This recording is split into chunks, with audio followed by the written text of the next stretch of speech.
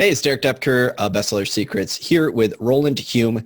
And Roland is a romance author who is going to share a little bit about his story about how he got into becoming a successful romance author, as well as a very clever experiment that he's running with his books. And I think this is going to be applicable to not only any fiction author, but really any author, regardless of what genre you write in. You're going to hear some of the mindset and strategies behind that. But also get into how you actually generate book sales. And what do you do if you first launch a book and it's not immediately successful? How do you actually generate sales from your book? So with that, Roland, glad to have you here. Well, thank you so much, Derek. I'm so pleased to be here. I was a student of yours many years ago, so it was great to finally come back once I sort of turned the corner and become somewhat successful in publishing and writing. And thank you very much for all of the pointers that you gave me. Yeah, well, thank you for reaching out and sharing a little bit about yourself and what you've been up to. And with that, so for the listener, can you tell us a little bit about your background, and just, it could be a fairly brief version, but essentially how you got into publishing and some of the results that you've been able to achieve. Okay. So, yeah, I wanted to be a writer my entire life because I got raised in a family. We were obsessed with books. So my parents literally had like a library of 3,000 books, and not like posh fancy books. They were all like my father's science fiction paperbacks, my mother's romance novels and things. And so I've always wanted to be a writer and follow my mother's footsteps to be a writer. But for 25 years, I kept getting nothing but rejection slips, and I was never able to get anything traditionally published. And then, of course, the Amazon Kindle came about. It took me a couple of years before I summoned up the courage, but I started publishing my little short stories that I continued to write during the whole process. And I started making sales immediately. So it's like, wow, people are actually buying my stuff.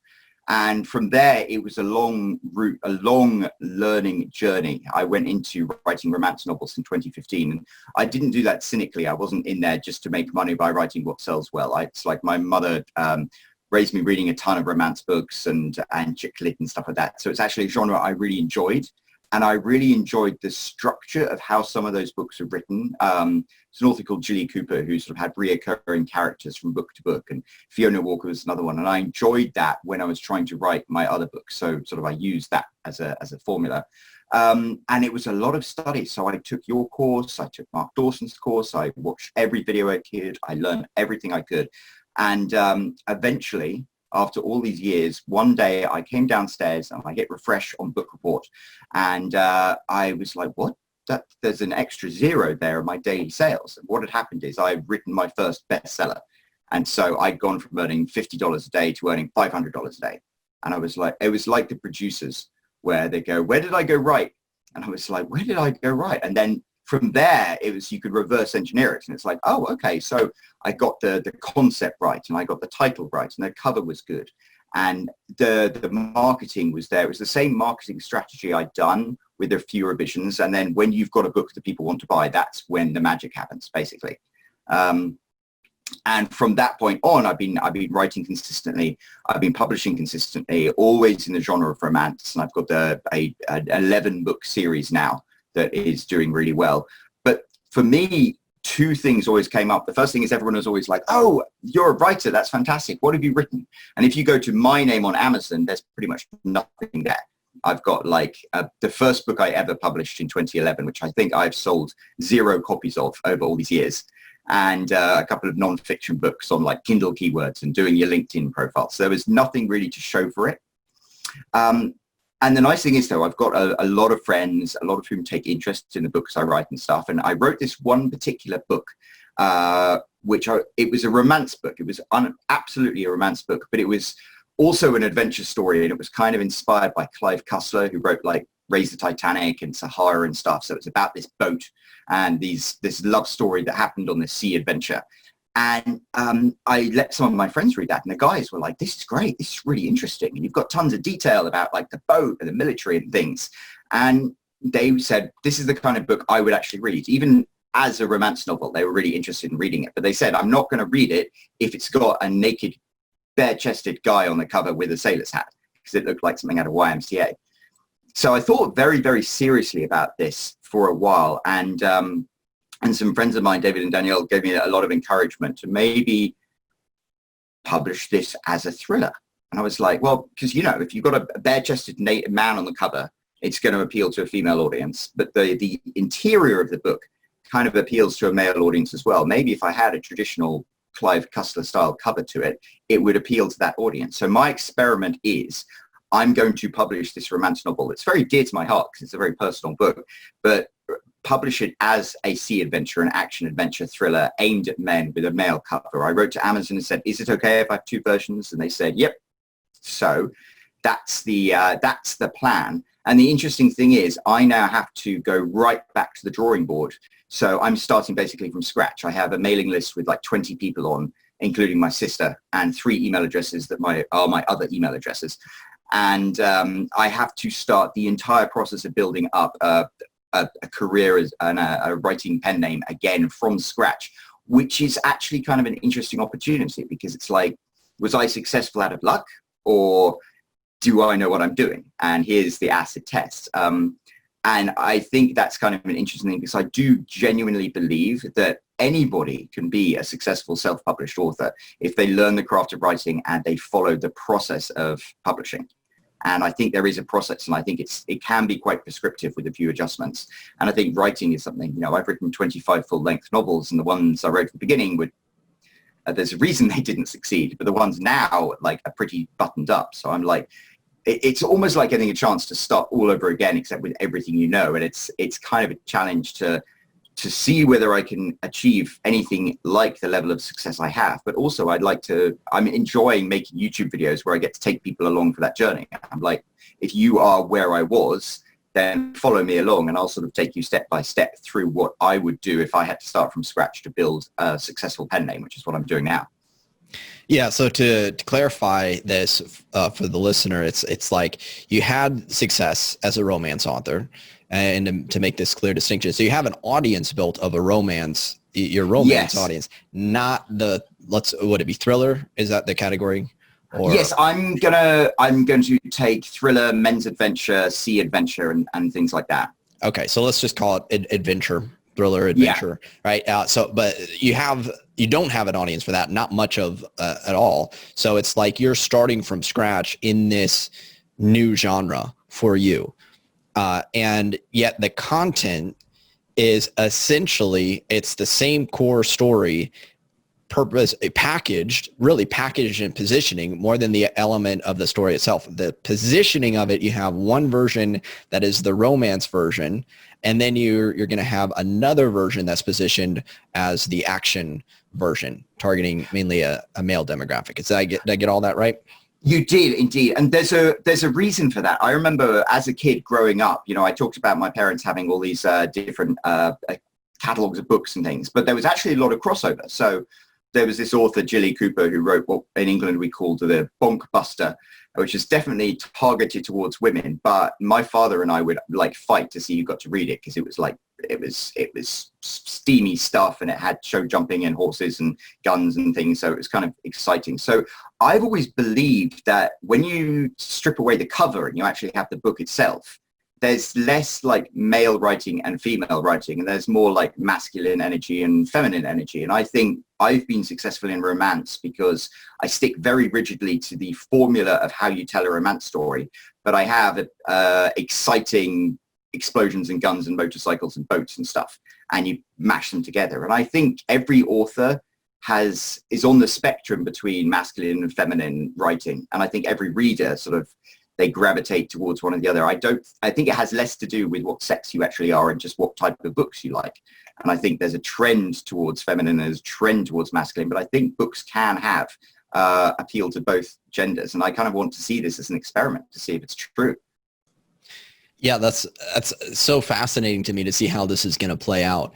And a couple points. One is I'd love to touch back here in a minute on that $50 to $500 transformation, if you will, because as you said, what I do right. I imagine some listeners are going to be going, wait a second, what happened there? And you touched upon it, but I want to make sure we go a little deeper into that.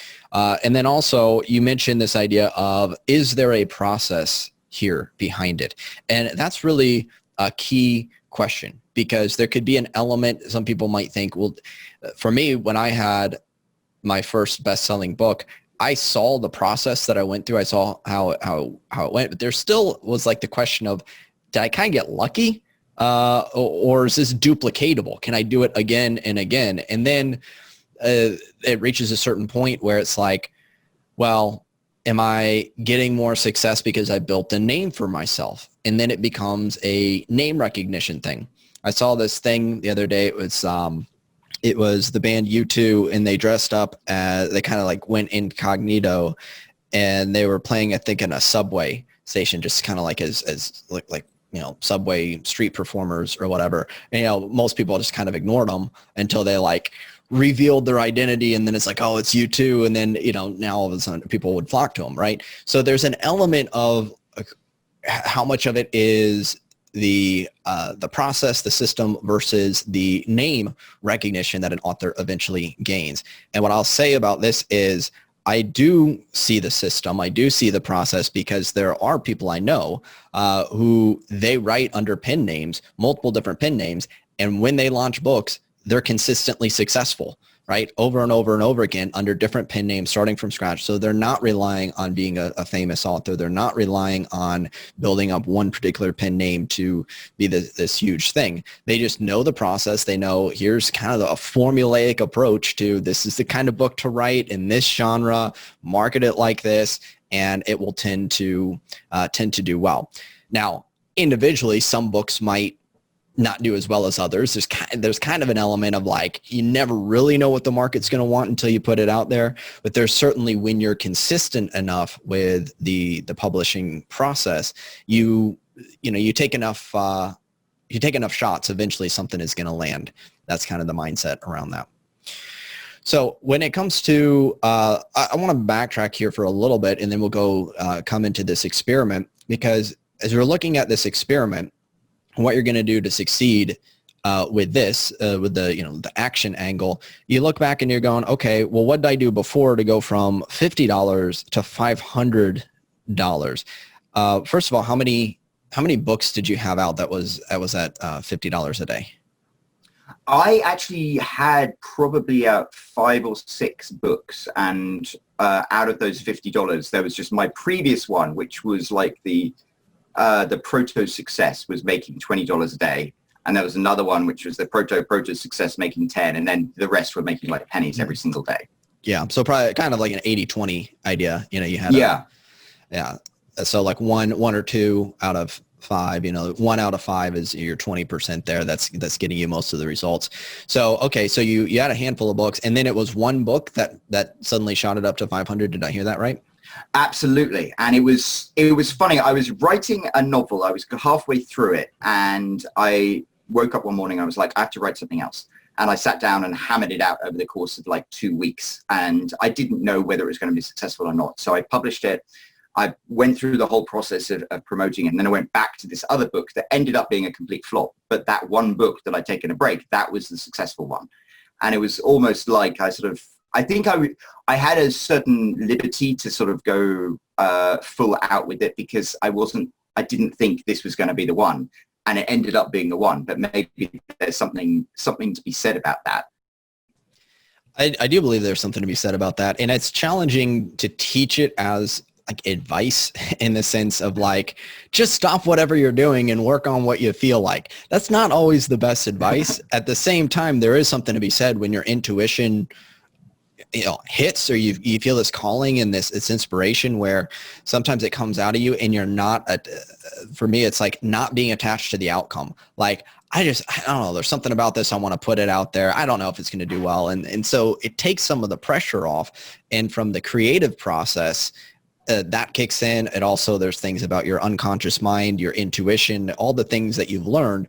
But that was, and this is important, that was after you had experience, right? It's after you had published some books. So there's whether you look at it from a more esoteric standpoint or from a purely scientific standpoint, your mind had kind of absorbed a lot of observations about the marketplace, a lot of things about writing that you never know if just unconsciously you're putting pieces together and actually, without even realizing it, kind of unleashing a story that could do really well.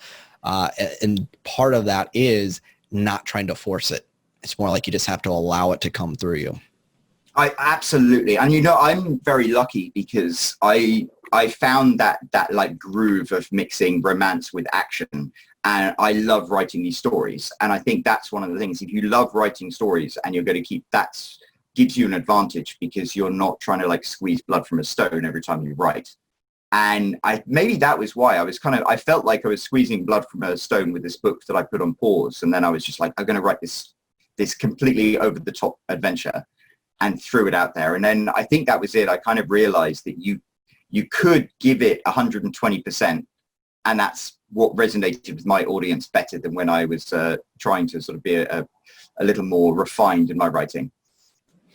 Yeah, and this is important because I imagine some people are going to be like, well, what was the marketing trick, ninja hack strategy you did to get like all the buyers and stuff like that? But really that it comes before that, which is your actual creation and the inspiration for what you put out there. The book itself, of course, has to have a certain quality to it. And I find that if you're having fun, if you want to call it fun, or if you're feeling inspired, whatever it is, when that comes through you, the energy that you bring into it and the state that you're in will influence the writing. If I'm, like, as you said, try to get blood from a stone with my writing and I'm just like, oh, I'm trying to force this out, it's just not likely to be as entertaining to read as something when I'm like, I'm loving it as it's just flowing out and I'm like, oh, this will be great. People can pick that up, and then naturally that influences everything from the story to then, how you talk about the book and things like that. Absolutely. And, that's one of the reasons why I decided to pick this particular book to take from romance to mainstream fiction, or at least publishing under my own name, is because one of the stars of it is this boat, which is a real dilapidated Navy vessel that was for sale in Oregon for like $45,000 that happened to once have been the Navy's first operational hydrofoil. So I was like, wow, what if you had this guy who just bought that boat and then went on an adventure with it? It would be really cool. But then as somebody who wrote under a female pen name, I couldn't really go on social media and start talking about how amazing this boat was, because it wouldn't be right for my audience. And also everyone would be like, wait, for somebody with a female name, you look very, very not female.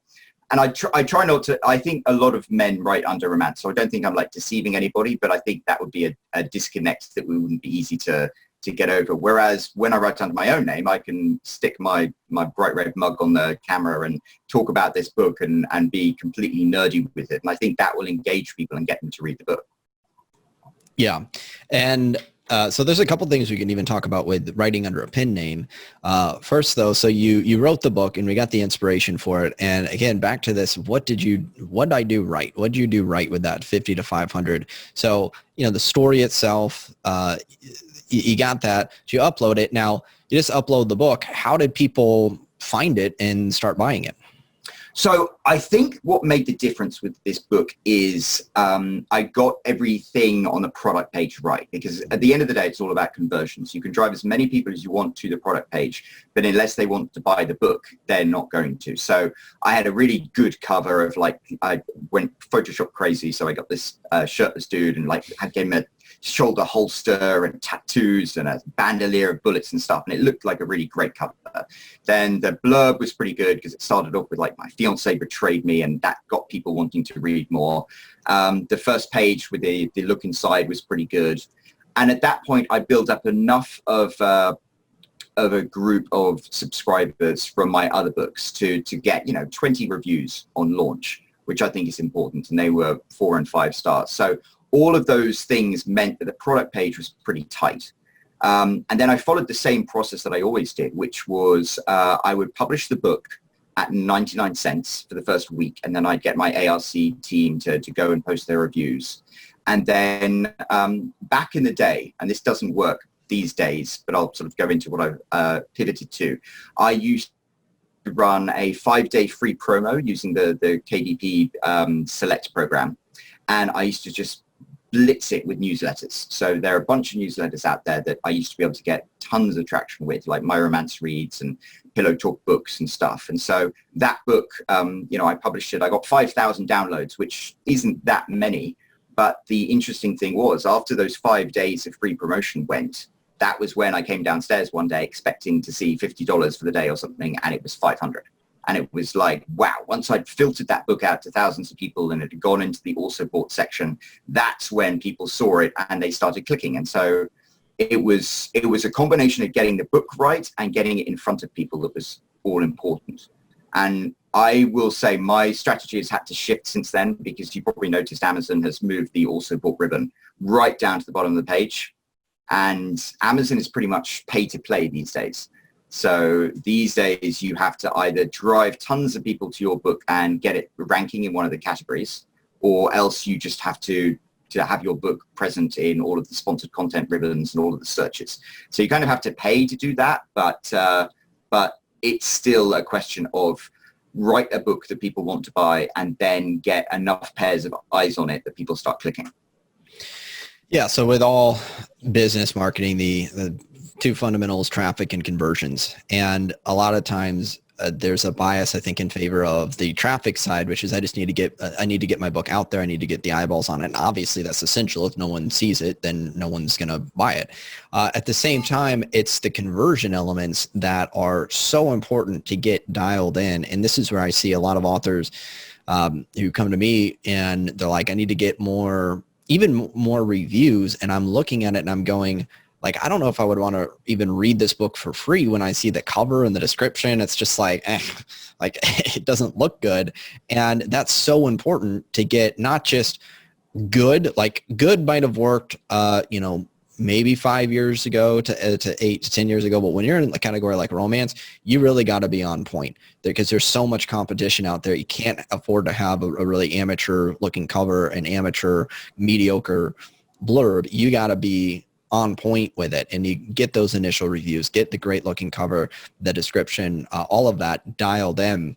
And that's so key, because even then, once you start running ads on Amazon, that your ad performance is going to be based off of conversions. Not only are you making the money that you invest in it, but even how Amazon's algorithm decides whether to show your book or not. They want it to convert. So the books that sell get rewarded with more sales because Amazon gives it more traffic. The books that don't sell, Amazon has no incentive to try to send people to that book. So it's so important to get these things in place, and then paying for whether it's the newsletters for a free book or the 99-cent discount books to get those initial eyeballs on it. So you mentioned things are shift now. So how would you approach it nowadays? And this could segue into if you have anything you want to share about the tentative plan for how you would launch, let's say, this new action book, especially as you're starting out here pretty much from scratch. Well, I think you nailed it with how everything has to be really, really perfect to make advertising work for you. And I experience that a lot of authors come to me and they're like, how do I do the marketing for my book? How do I advertise my book? And it was the same thing. I'm kind of like, whoa, maybe you should adjust the cover, the blurb, the look inside. There's, I come from an advertising background before I moved into self-publishing, and there was this essential rule, which is if somebody doesn't want to buy your product, it doesn't matter how much you spend advertising it, they're not going to buy it. Whereas if somebody does want to buy your product, then the more you spend on advertising, the more you sell. It's the happy spot.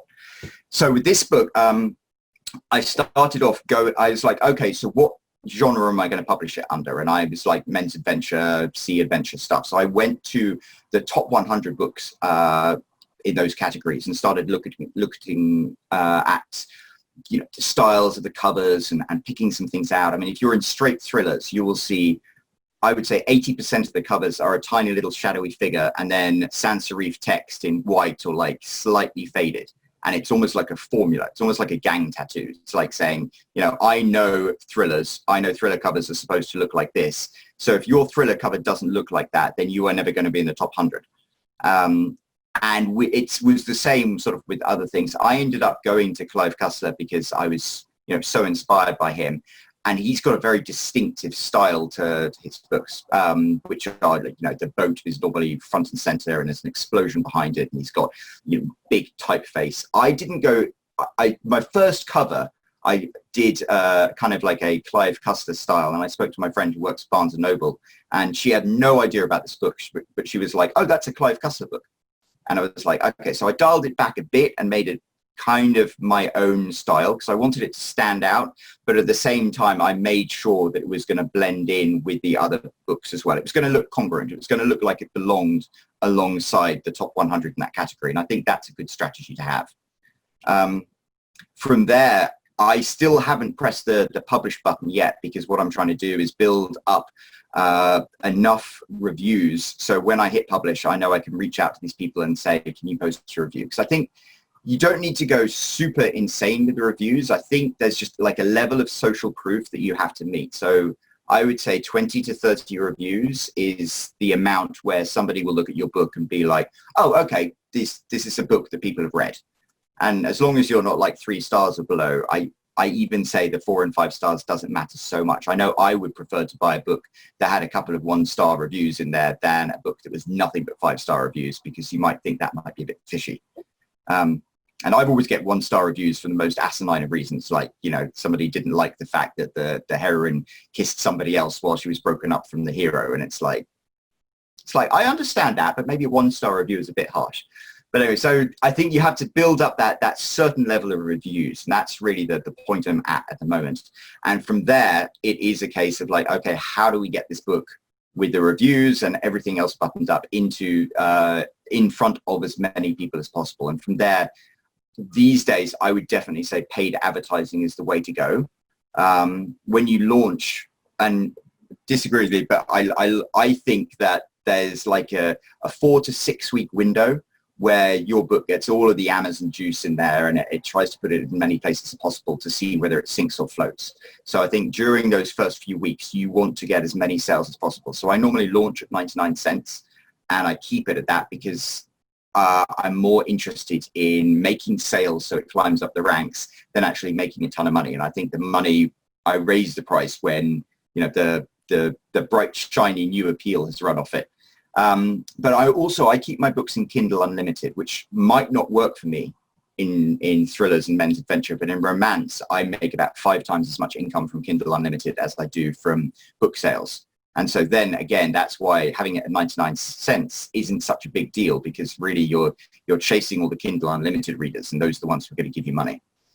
So my strategy for this book is I'm going to get those reviews, and then I'm going to hit up as many newsletters as I can and sort of span it out over the first week of release. I'm going to try and get some Facebook ads going towards it over the first week of release, and the advertising on Amazon, obviously.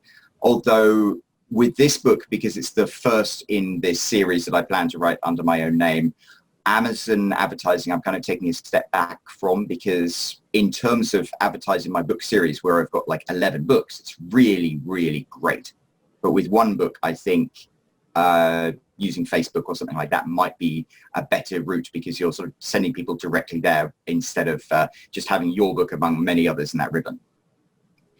Yeah. So right now, to recap, you're focusing on getting the reviews. You want to make sure that you have those reviews ready to go by the time you launch it, because it's important to get those within the first immediate, before you even start sending traffic to it. Really, it's just like you got some people who've read it, they review it, and now you get those initial seed reviews in place, and then you can start running it through Facebook ads, newsletter ads, some Amazon ads potentially, you know, all these things to start putting the eyeballs on it. So there's a couple questions I have with that. First of all, looking at the reviews, so you're pretty much starting from scratch. How are you finding people to be early readers or beta readers or reviewers of this book? So that has been surprisingly tricky, because there are ARC services that exist which you can go and pay for. There's like Booksprout. There's Hidden Gems Books, which is kind of like the gold standard, but they have a huge long waiting list. So I reached out to people, friends and family, and people who'd read my other books before, and I got like 20 people on that list. Years ago, I wrote a kind of like steamy spy adventure novel. So I'm going to reach out to that audience who I haven't spoken to in 2 years and be like, hey guys, remember me? But I don't want to kind of chase reviews from like friends and family or anything like that, because I think Amazon often connects the dots if you have reviews from your friends and things like that. So it's best to stay away from that. So I'm aware of the fact that I might start off with not that many reviews, but that's what happens when you start from scratch. So I think the fact that I'm starting with a strong book is going to help. And from there, I'm just going to use that to set my baseline, and hopefully I can immediately start building a subscriber list. And so when I publish the next book in this series, I'll be able to start with more seeded reviews, and the next book in the series more and more and more. It's like a snowball, and you have to, or I don't know, a huge boulder. You have to push that boulder quite hard to get the momentum going, but it gets easier the more you push it. Yeah, you put in a disproportionate amount of work, a lot more work for less payoff in the early stages. And then later on, it can get to the point where you barely have to do anything. And, imagine like building an email list. Once you have tens of thousands of people on an email list, you're like, I want reviews. Okay, send out an email, 5 minutes to send an email, and then, all the reviewers and things that you could possibly want come in. But getting to that point, it could be a lot of hustling, so to speak, just to get one review from someone. So it's important to have that big picture, long-term type of thinking with this. So anyone, as you're listening to this, understanding that, it is going to be a challenge for anyone when they first start out from scratch to get those initial reviewers. The idea is you might not see the payoff in the short term. You see it in the long term as you stick with it and as you build a brand throughout this. There's a couple things that you are in a unique position to do. Like if you have your current readers, then you have them to say like, hey, do you know any men who would be interested in this book, or, husbands, boyfriends, friends, anyone like that who could be interested. And that could be a way to leverage a current audience. And one thing that I found helpful, tested this and it does work to get some beta reviewer feedback, is doing a giveaway. So it'd be like giving away 10 action adventure books or thriller books and using that to build an email list with a giveaway. And then among only one person will win, like it's print books that you send to the one winner. Anyone who didn't win, well, you can get a free copy of this upcoming book on that you can talk about. So that's a way that anyone, especially if you're just starting out, doing a giveaway type of thing like that allows you to leverage other people's books to build an audience of your ideal readers. So that's something that anyone listening to this can do.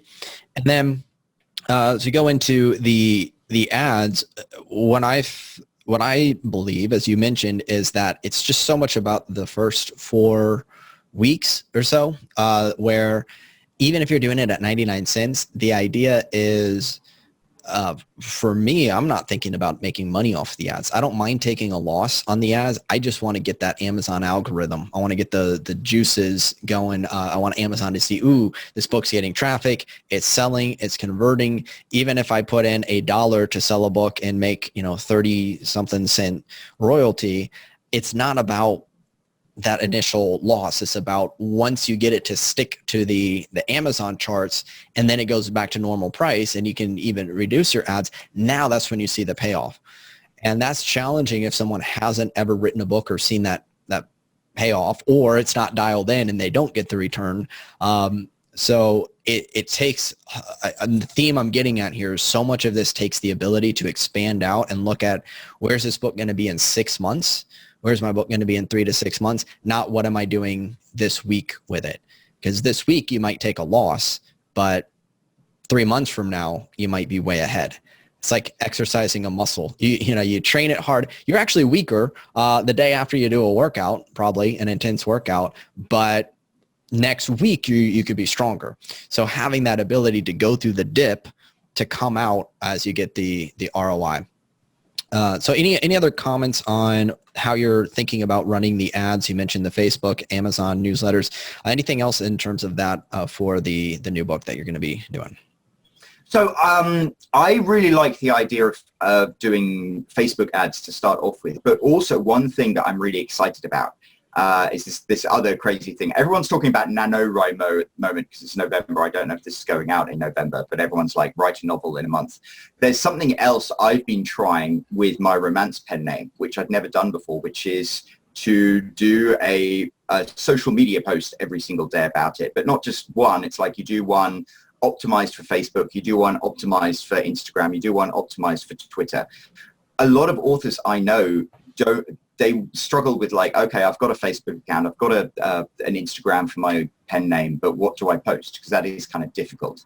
And by writing this book under my own name and being able to talk about it with my friends without sort of having to have the mask of that pen name in front of me, it showed me that there's a lot you can actually reach out and pull out that is of interest to people. So, I posted, I write a motorcycle romance. So I started posting about the individual motorcycles of the characters in it. And if I took a picture from Hot Bike magazine, I'd do a regram. So I'd link to Hot Bike magazine, and then that would drive traffic there. And it was the same if there was a star, like the hero of my books, I imagine looks like Scott Eastwood, and so you could have a picture of Scott Eastwood, and all the people who follow me would double click that heart icon, and that would start building things up. And I think a lot of authors miss a trick by the fact that social media, people think it's oversaturated, but if you continue posting stuff that is interesting and engaging, and you're not just click on my book, buy my book, it's actually talking about what inspired you about your book and what you find interesting about your book and what you find interesting beyond that, you can often engage with people and reach a larger audience. And it's difficult because social media is kind of like a sausage factory to keep churning out content. But over the long term, it does end up producing a lot of value for you. It's like when you write a book, no one apart from Harper Lee ever became famous from writing one book. But if you can write a book series, then it ends up becoming something that is a self-sustaining machine. I know from my romance books, I've written about 12 in this pen name and about 25 overall.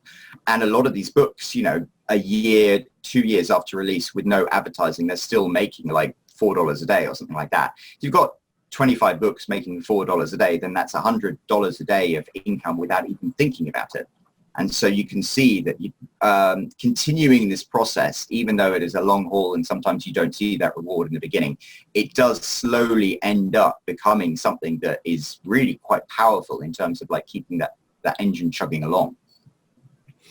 Yep. Again, it goes back to this idea of thinking about you're creating a compounding effect where you're not going to see it from the one book, but the one book and the second book and the third book. And I notice it's an exponential growth curve. It's not like 1 + 1 = 2 plus another one equals 3 plus another one equals 4. It's like, you get the exponential 1 + 1 = 2, the 4 to 8 to 16. It's like as you get more and more books out, because then they discover one book, it leads them back to another book, which leads them to another series, and then it all starts to interconnect. And so you get a much bigger growth out of it as you stick around with this. And if you're publishing multiple books, or even for authors who publish one book, but the marketing side has that effect. Whereas I think of Hal Elrod in the nonfiction world, Miracle Morning sold over 1 million books, took him 6-7 years or so to do it. But that's like going on hundreds of podcasts, right? But it's not, Yep. He's not going to see it from one podcast, but one podcast leads to another. Then people go, I'm hearing this Hal Elrod all around. He seems like he's everywhere. And then it becomes a thing, but it's like, you really got to build up to get to that point. You mentioned a couple great things there about social media, which is tying in what inspired the book. It's not whether it's social media or email or anything else that you're putting out there. It's not just buy my book. It's what inspired the book, things that you find interesting, how you can connect it to the story, things that happen in your everyday life that you connect back to how that relates to your topic. And I do have a question here. When you write under a pen name, so you talk about now you can do more with your name, but when you're writing under a pen name, how do you approach that when you're like emailing or if you, I don't know if you do stuff on social media under the pen name, like what does the content look like under a pen name? So that's a really good question. This is something that I've kind of struggled because my mother was a writer. I got raised around writers, and I remember back in the 90s, one of my friends introduced me to an author who wrote historical fiction, and her traditional publisher made her publish it under an androgynous name because he was like, well, no man is going to buy a historical fiction written by a woman. And I don't know if that's true or not. And that's one of the reasons why I chose a female pen name when I went into romance. But it is tricky because I don't want to deceive anyone. I don't want to be online pretending to be a woman. I think, if you try not to put too much of your personality out there, nobody's going to assume you are or you aren't. It doesn't really matter. Your books do the speaking for you. But it is kind of tricky on social media. So I tend to post, pictures of motorcycles or pictures of actors or art about a book or songs that inspired me or something like that. But it's all outside of me. I never put myself out there pretending to be someone I'm not. Whereas the nice thing about being able to do that under my own pen name is I can I can completely embrace that, and I can do a video where I'm talking to the camera face to face about, you know, cool stuff that might have gone. I'm a huge James Bond fan, and there's a big community of Bond fans on the internet. And the great thing is, you know, if I have a Bond reference in my book, I can sit there and tell them about it, and they'll get it. And it's kind of, you're making a connection with them in a way that I haven't been able to do under a pen name. Yeah, I think you'll see a benefit to being able to connect on a personal level. Like, people will get to relate to you as the author. They'll get to know you on that deeper level. So if only for your own joy, that it's like, oh, I get to talk about these things now and put my face on there, and I don't have to think about how do I kind of like disguise this and not disguise it in a way that you're not being truthful about these things. It's just like, you don't have to think about, I got to maintain, you know, being anonymous or something. It's like, this is just me. This is what I want to say. So it'd be interesting to see how that plays out when it comes to this next series. So as we start to wrap it up, any other final thoughts or things that you wanted to share? Well, I think one of the other advantages I get by starting from scratch is I get to do everything right that I didn't in the first time. So, you know, I think I'd written about 3 books before I even thought about, oh, I should probably have a mailing list. And, you know, so now what I've done with these books is, of course, I've got a mailing list built in there that you can click and join, and it will take you to get the next book in the series, which is the first book in the series. So I'm already hopefully driving people to read that, and then I can hit them up for reviews when I publish the next one. And then the paperback, I have a little Q code so people could use their phone on it and get that same book as well. So these are little tricks that I didn't really know when I started out originally that now I can go through and do. And I think that's one of the advantages for me, and that's one of the things I'm excited to like take people on this journey with me about, because I can sort of tell them about that and how to do it if you've never done it before.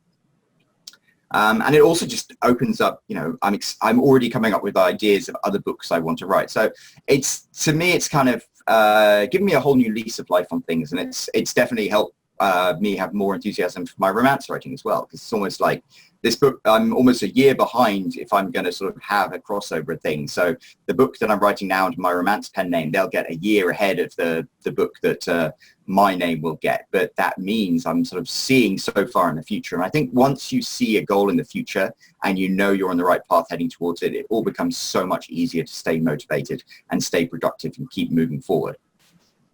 Awesome. Yeah, and it's inspiring. It's because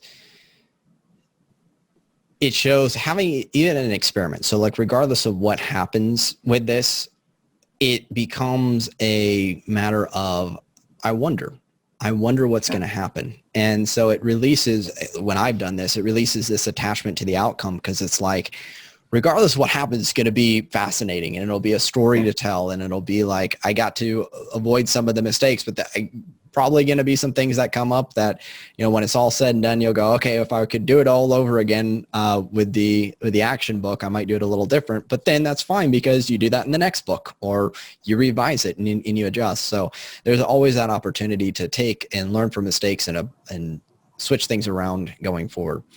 Roland, I really appreciate you taking your time to share this. How can people find out more about you and what you do?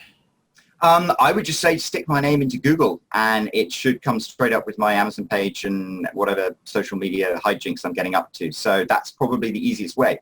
And if you do follow that, say hi. And I'd love to hear that you came here through Derek, because I'm a big fan of everything you're doing. I dialed into one of your free webinars the other day and got such a huge amount of value from it. So like, I really appreciate how you give people so much without like expecting anything in return from them. I mean, obviously they can follow paths and learn more and buy more and stuff, but you give people such a huge amount of value. So I'm hoping that any of the rubbish that I've spouted today will give people value as well. And if you want to hear more of it, just Google my name and follow me, and I would love to have you along for the ride. Awesome. Appreciate it. So for those listening, the way you spell your name, Roland, Roland, Hulme, so Hulme. Is that correct? That's correct, yes.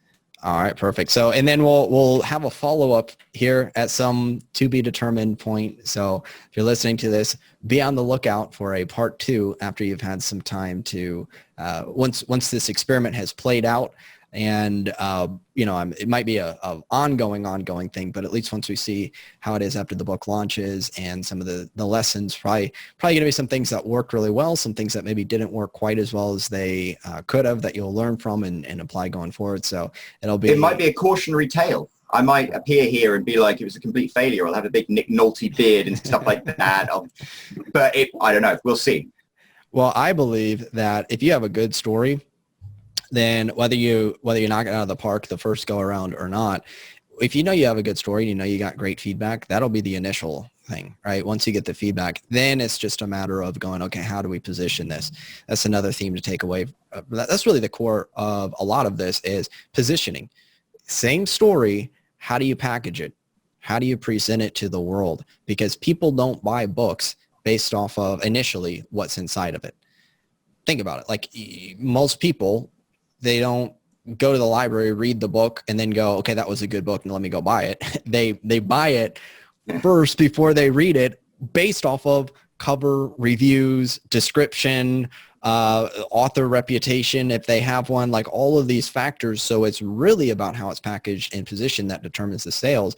But once you, of course, it really does come down to also having a good book that people want, which leads to word of mouth. So once you got a good book, then whether it succeeds right away or not, if it's not a success, then you go, okay, how do I position this differently, package it differently? And you never know, maybe it's just tweaking some categories, some keywords, a cover design could be all it takes for a book to take off. Fingers crossed. All right. Well, thanks again, Roland. Wishing you the best. Take care.